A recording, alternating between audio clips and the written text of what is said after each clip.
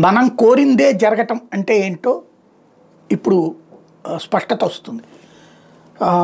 Operation Sindoor మీదన మాట్లాడాలని నరేంద్ర మోడీకి ఉంటుంది. చాలా చోట్ల ఉపన్యాసం ఇచ్చాడు. కానీ దేశం ప్రపంచం యావత్తు దాని మీద సీరియస్గా కాన్సన్ట్రేట్ చేసి వినదు. ఎందుకంటే అదొక పాసింగ్ రిమార్క్స్ కింద వెళ్ళిపోయినాయి, ఏదో బహిరంగ సభల్లో మాట్లాడడం అని.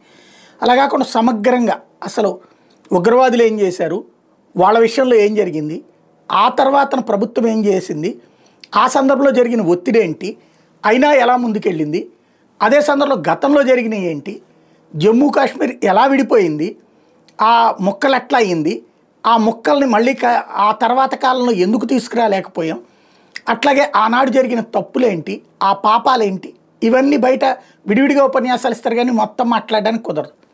రాహుల్ గాంధీ పుణ్యమా అని చెప్పేసి పదే పదే రాహుల్ గాంధీ వీళ్ళందరూ డిబేట్ కోరేటప్పటికి చక్కటి అవకాశం. ఓ రకంగా నరేంద్ర మోడీ థ్యాంక్స్ చెప్పాలి రాహుల్కి, ఒక చక్కటి అవకాశం ఇచ్చినందుకు. పార్లమెంట్ వేదికగా దాదాపు 110 నిమిషాల ఉపన్యాసం ఇచ్చుకొచ్చారు నరేంద్ర మోడీ.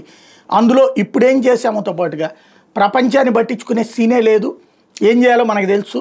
193 దేశాల్లో 3 దేశాలు టర్కీ, చైనా, పాకిస్తాన్, అంటే పాకిస్తాన్కి సమర్థించకూడదు. టర్కీ, చైనా తప్పించి ఇంకెవడు, అజర్బైజాన్, ఈ 3 తప్పించి ఎవరు పాకిస్తాన్ని సమర్థించాల.